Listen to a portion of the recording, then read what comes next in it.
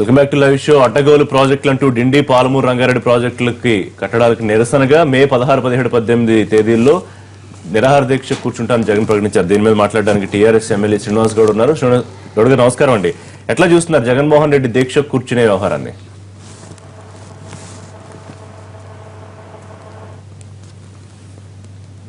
ఇలా తండ్రికి తగ్గ తనయుడిలా కనిపిస్తుంది ఆయన జగన్ గారు వ్యవహారం చేస్తూ ఉంటారు. ఇప్పుడు ఆంధ్ర రాజకీయాల్లో చంద్రబాబు నాయుడు ఎదుర్కోవడానికి వేరే మార్గాలు లేక ఏదో చంద్రబాబు నాయుడు పట్టించుకోలేడు, ఈ ప్రాజెక్టు వల్ల మాకు నష్టపోతున్న రీతిలో వివరించడం బాధాకరం. రాజశేఖర రెడ్డి గారు ఉన్నప్పుడు కూడా మా జిల్లాకు అన్యాయం చేసింది. పోతిరెడ్డి పాడును మా పీజీఆర్ గారు ఉన్నప్పుడు మొత్తుకుంటా ఉండే, పీజీఆర్ గారు మొత్తుకున్నా ఎవరు మొత్తుకున్నా ఈయనకుండా ఒక నదిలాగా దొక్కుపోయి అక్కడ అక్రమ ప్రాజెక్టులు అక్కడ కట్టుకున్నాడు. కానీ దాని గురించి మామూలు జిల్లా గురించి ఎప్పుడు పట్టించుకోలేదు. ఆయన ఆయంలోనే వలసలు పెరిగిపోయినాయి. అందరు ముఖ్యమంత్రులు చెప్పారు. రాజశేఖర రెడ్డి గారు చాలా మంది ముఖ్యమంత్రులు తెలంగాణకు పూర్తి అన్యాయం చేసి మహబూబ్నగర్ జిల్లాకు పూర్తి అన్యాయం చేసింది. 180 కిలోమీటర్లు ప్రవహించి మా కృష్ణానది ఉన్నా ఇప్పటికి కూడా నది పక్కన ఉన్నటువంటి వాళ్ళు కూడా తాగడానికి నీళ్ళటువంటి దుస్థితి ఈ రోజు చూస్తా ఉన్నాం. ఇప్పుడిప్పుడే మా వలసలు దాదాపు 14 లక్షల మంది వలస పోయారు. 14 లక్షల మంది మా జిల్లా వాళ్ళు బయట ఉన్నారు. ఒక జిల్లా, చిన్న జిల్లా బయట ఉంది. ఇంకా వలసలు ఆపడానికి ఎట్లా చేయాలనేది ప్రత్యేక మార్గంలో ఇది ఒక్కటి శాశ్వత పరిష్కారం. ఒకటి ఈ ప్రాజెక్ట్, మా వ్యవసాయాలు బాగుపడాలంటే ఈ ప్రాజెక్టు రావాలి. అక్రమ ప్రాజెక్టులు కట్టుకొని ఆంధ్ర, తెలంగాణ, రాయలసీమ మొత్తం నేను తీసుకుపోతే ఏం కాలేదు. అప్పుడు కూడా మేము ఏమనలేదు, మాకు నీళ్ళు కావాలన్నాం. ఇప్పుడు కూడా అక్రమ ప్రాజెక్టు బంద్ చేయాలంటే మేము నీరు సముద్రంలో కలిసిపోతున్నాయి, వృధాగా ఆ నీళ్లు వాడుకుందాం అని చెప్పి మేము అంటున్నాం. కానీ ఈ రోజు జిల్లా బాగుపడుతుంది, పాలమూరు జిల్లా బాగుపడుతుంది అని దిగువ కృష్ణ కష్టం సరే, ఏపీతో పాటుగా ఇటు ఖమ్మం, నల్గొండలకు కూడా అన్యాయం జరుగుతుందనే పాయింట్ కూడా చెప్పారు ఆయన. ఎవరన్నా అంతా ఆయన తెలంగాణ మీద ప్రేమ చూపిస్తున్నారు, ఖమ్మం మీద, నల్గొండ మీద. వాళ్ళ ఆయనలో ఏం చేసింది సార్? వాళ్ళ ఆయన ముఖ్యమంత్రి ఉన్నప్పుడు ఆయన ఏం చేసిండు? ఈ రోజు చిన్న పిల్లలు కూడా నమ్మరండి. ఆయన తెలంగాణకు అన్యాయం చేస్తుంది, ఖమ్మంకు అన్యాయం చేస్తుంది. ఖమ్మం మీద ఎంత ప్రేమ ఉంది, నల్గొండ మీద ఎంత ప్రేమ ఉంది. ఈడ పక్కల వలసల జిల్లా ఆత్మహత్యలు అయిపోతున్నాయి, సరిపోయేది. ఇన్ని సంవత్సరాలు 60 ఏళ్లలో అన్యాయమైనటువంటి జిల్లా. ఈ జిల్లా బాగుపడుతుందంటే పక్కన ఉన్నటువంటి వాళ్ళు సంతోషపడాలి. పక్కన ఈ జిల్లా నుంచి అక్రమ ప్రాజెక్టులు నింపుకున్నటువంటి ఈ జిల్లా నుంచి వాళ్ళ ఫాదరు పూర్తి పులివెందుల వరకు నీళ్ళు తీసుకుపోయి నింపుకున్నటువంటి సందర్భంలో మా జిల్లాలో ప్రేమ లేనట్లు, ఆ జిల్లాల మీద ప్రేమ ఉన్నట్లు మాత్రం ఎవరు నమ్మరు. ఇది పూర్తి అన్యాయము. ఎవరు జగన్ కాదు కదా, ఇంకెవరు అడ్డం వచ్చినా ఈ ప్రాజెక్టులు ఖచ్చితంగా 100% అయి తీరుతాయి. వీళ్ళు ధైర్యం ఉంటే, వీళ్ళకి తెలివితేటలు ఉంటే అక్కడ కర్ణాటక పైన, మహారాష్ట్ర పైన చూపించాలి. అక్కడ ఉన్నట్టు అక్రమ ప్రాజెక్టు గురించి మాట్లాడాలి. కానీ పక్కన మా దగ్గర నుంచి నీళ్ళు పోతే అక్కడ ఇంకా సైద్యంగా ఉండాలి, సంతోషంగా కలిసిమెలిసి ఉంటున్నారా, పరిష్కారం చేసేట్టున్నారా. కానీ ఇవి దూరమైనటువంటి ప్రయత్నాలు. ఒక నిమిషం లైన్ లో ఉండండి శ్రీరామ్ రెడ్డి గారు. వచ్చినా 100 మంది బాబులు వచ్చినా కట్టి తీరుతామని హరీష్ చెప్పారు. సోదరా శ్రీనివాస్ గౌడ్ గారు బాగున్నారు కదా? మీరు చెప్పేది బాగానే ఉంది. రాజశేఖర రెడ్డి గారు ఉన్నప్పుడే మీకు ఎత్తిపోత పథకాలన్నీ స్కీములు వచ్చి ఆ రోజు కృష్ణారావు గారు కూడా అడగండి, జూపల్లి గారు ఉన్నారు, ఆమె ఇంకొక రెడ్డి ఆమె లేడీ కూడా ఉంది. వీళ్ళందరూ కూడా ఎత్తిపోత పథకాలకి శంకుస్థాపన చేసి డబ్బులు అలాట్ చేసి శాంక్షన్లు ఇచ్చిన ఘనత రాజశేఖర రెడ్డి గారిది. కరువు ప్రాంతమైన మహబూబ్ నగర్ జిల్లాను తప్పకుండా అక్కడి నుంచి వేరే ప్రాంతాలకు పోకుండా చేయాలని ఒక మంచి ఉద్దేశంతో రాజశేఖర రెడ్డి గారు చేసిన విషయాన్ని మీరు మీ పార్టీ రాజకీయాల కోసం ఆయన్ని బ్లేమ్ చేయొద్దండి. ఈ రోజు మీరు ఆలోచన చేయండి. మీ మంత్రివర్గంలోనే ఉన్నారు కృష్ణారావు గారు, ఆయన అడగండి, ఆయన గురించి ఆయన కరెక్ట్ గా చెప్తాడు. అట్ ద సేమ్ టైం అట్లా కాదు, అట్ ద సేమ్ టైం చెప్పేది వినండి. ఇప్పుడు ఇంతకు ముందు మీ నాన్న హరీష్ గారు కూడా ఇచ్చారు, మీ నాన్నగారే శాంక్షన్ చేశారు కదా, కాంగ్రెస్ లోనే చేశారు కదా అని. చేశారన్నప్పుడు మీరు డిజైన్లు మార్చడం వల్ల కింద రాష్ట్రాలకి ఇబ్బంది అయిపోయింది. కాదు, జలదోపిడి ఆయన చేయలే, జలదోపిడి ఏం చేయలే. వీళ్ళు ఎన్ని సంవత్సరాలు రూలింగ్ లో, టీడీపీలో రూలింగ్ లో ఉన్నారండి వీళ్ళ నాయకుడు, సోకాల్డ్ నాయకుడు. ఆ రోజు వీళ్ళకి తెలియదా జలదోపిడి తెలంగాణకు అన్యాయం జరుగుతుందని? చనిపోయే నాయకులు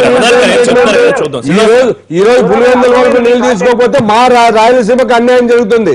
అనంతపురం జిల్లా ఎట్లుందో మహబూబ్ నగర్ జిల్లా కూడా వెనకబడిన ప్రాంతం. మీకు గౌడ్ గారు చెప్పండి. ఒకటి, నిజంగా మీకు పాలమూరు జిల్లాకు ఈ ప్రాజెక్టు మీద అంత ప్రేమ ఉంటే ఎక్కడైనా కానీ 2 TMC land reservoir, 2 TMC reservoir ఎన్ని ఎకరాలకు ఇస్తారండి? ఎన్ని ఎకరాలకు ఇస్తారు? మీరు డిజైన్ చేసేప్పుడు 2 టీఎంసీలు చిన్న 1.5 2 టీఎంసీలు రిజర్వాయర్ పెట్టి దాని ద్వారా పాలమూరు ఎత్తిపోతల పథకం ద్వారా ఈ మనది కలుపుతి లిఫ్ట్ బీమా ఇవన్నీ ద్వారా ఎన్ని ఎకరాలకు నీళ్ళు ఇస్తారని చెప్పి 2 టీఎంసీలు పెట్టిండ్రు. మీరు పోతిరెడ్డి ప్రకారం ఎన్ని టీఎంసీలు మీరు నింపుకుంటున్నారు? ఇక్కడ నింపారు. First point. సెకండ్ పాయింట్, ఉమ్మడి ఆంధ్రప్రదేశ్ ఉన్నప్పుడే పాలమూరు రంగారెడ్డి జిల్లా ప్రాజెక్టు పైన జియో ఇష్యూ అయింది, సర్వే జియో ఇష్యూ అయింది. అంటే మీరు ఇచ్చినటువంటి మీ ఉమ్మడి ఆంధ్రప్రదేశ్ వచ్చినటువంటి జీవోలు ఇచ్చినప్పుడు మీరు మాట్లాడలేదు. జీవో ఇచ్చినప్పుడు ఒక మాట మాట్లాడలేదు. అంటే మీరు ఉట్టుటిగా కాగితాల మీద జీవోనా లేకపోతే మేము కొత్త ప్రాజెక్ట్ అయింది? శ్రీనివాస్ గౌడ్ గారు ఒక్క నిమిషం టీడీపీ వర్షన్ ఒకసారి విందాం.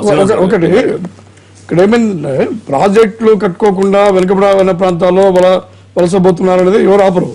కానీ ప్రాజెక్టు కట్టుకునే దానికి కొన్ని పద్ధతులు ఉన్నాయి. సెంట్రల్ వాటర్ కమిషన్ది, తర్వాత ఇప్పుడు విభజన చట్టంలో వచ్చేసి కృష్ణానది జలాల యజమాని బోర్డు ఇవన్నీ ఉన్నాయి. వాటి అనుమతులు తీసుకొని వాటాల ప్రకారము నీళ్లు వాడుకొని ప్రాజెక్టు కట్టుకోవాలి. కానీ పాలమూరు వలసపోతున్నారని చెప్పి ఏదో సాగు పెట్టి ఎన్ని ప్రాజెక్టులు అంటే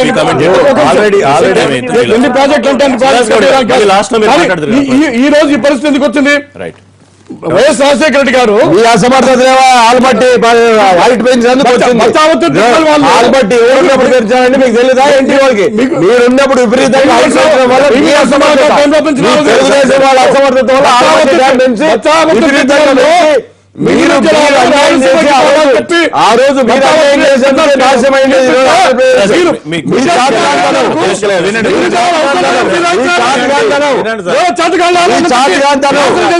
మీరు ఆలమట్టి కానీ బయట కానీ విపరీతంగా అడ్డుకోలే. ఆ రోజు ఎగుతుగా ఎవరున్నప్పుడు కట్టారు, ఆలమట్టి ఎవరున్నప్పుడు ఇంతమంది ఎమ్మెల్యేలు ఉన్నారు, ఇంకా పారిపోయిన చూపించుకున్నారు తప్ప దేనికి పనికొస్తాను? జీవితం ఇది అక్రమంలో సరిపోయింది, అక్రమ సంపాదన సరిపోయింది. మీ జీవితం మీ ఏం చెప్తారు? మీ తండ్రి మిగులు జలాలు అవసరం లేదని మొత్తం ట్రిబ్యునల్ రాసిచ్చినాడు, కోర్టులో అఫిడవిట్ చేసినాడు. ఈ రోజు మిగులు జలాలు కదా, నిజం జలాలే కావాలా? మిగులు జలాలు కదా దేవుడు ఎరుగు. బేసికల్ గా దీనికి సంబంధించి ఆల్రెడీ ఆంధ్రప్రదేశ్ కాంగ్రెస్ కమిటీ ఉద్యమం చేపట్టడం జరిగింది. అప్పుడు కృష్ణా జిల్లా వరకు రాయలసీమ జిల్లాలతో పాటు కృష్ణా జిల్లా వరకు ఆ రైతాంగం అంతా దెబ్బతినేటువంటి పరిస్థితి ఉంటుంది. ఇప్పుడున్నటువంటి ఇష్యూస్ లో తప్పనిసరిగా ఈ అంతర్రాష్ట్ర జలాల వివాదాలు డెఫినెట్ గా తెరవేచేటువంటి పరిస్థితి ఉంది. దీని సామరస్యపూర్వకంగా వీటిలన్నింటినీ చేసుకోవాలి.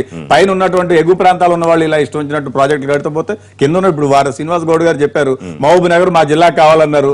వారిని రేపు షిఫ్ట్ చేసి వారిని వేరే జిల్లా నుంచి ఎమ్మెల్యేగా పెడితే ఆ రోజు అడుగుతారు. ఇప్పుడున్నటువంటి పరిస్థితుల్లో ఆ విధంగా ఆయా జిల్లాల జోడించి నమస్కరిస్తున్నాను, దీక్ష వద్దు అన్నారు. రిక్వెస్ట్ చేసిన దీక్ష చేసేది సరే. ఇందాక శ్రీనివాస్ గౌడ్ గారు ఇంకో విషయం చెప్పారు, హరీష్ గారి గురించి మాట్లాడారు కదా. హరీష్ గారు ఈ was the part of cabinet. ఇప్పుడు ఉన్నటువంటి జూపల్ గారు చెప్పండి, దీక్ష చేసేదేనా? శెట్టి పరిస్థితిలో ఉంటది. హరీష్ గారు చెప్పేది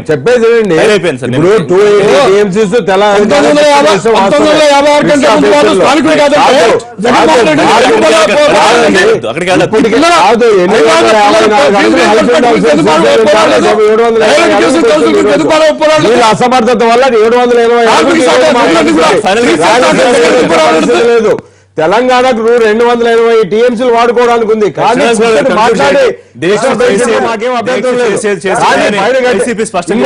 ఇంకోటి రాజోలి మండలం ఈయన ఏం చేయలేదంటే రాజోలి మండలం కర్నూలు జిల్లాలో బంద్ చేపించిన ఘనత రాజశేఖర రెడ్డి గారిది. అది నీకు తెలుదా శ్రీనివాస్ గౌడ్ గారికి? శ్రీనివాస్ గౌడ్ గారు ఆ రోజు ఇప్పటికీ పోతాయి పాల్గొంటున్నారంటే ఖచ్చితంగా పరిస్థితి ఉందని చెప్తోంది వైసీపీ. చెప్పండి సార్ ఒకటి వీళ్ళు మాట్లాడుతా ఉన్నారు రాజోలి పండుగ గురించి, ఆర్టీఎస్ గురించి. ఎవరు తూములను బాంబులతో ఎలాగో పాల్గొట్టిండ్రు, ఎవరు దౌర్జన్యాలు చేసి ప్రజలకు అందరూ తెలుసు. అప్పుడు కూడా నేను సమయాన్ని పాటించిన. ఇప్పుడు కూడా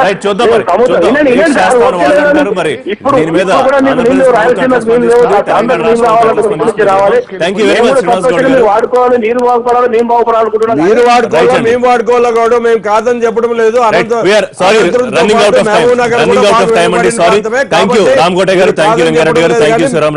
థ్యాంక్ యూ రుద్రరాజు గారు. దివాళి లైవ్ షో మరిన్ని లైవ్ అప్డేట్స్ కోసం చూస్తూనే ఉండండి.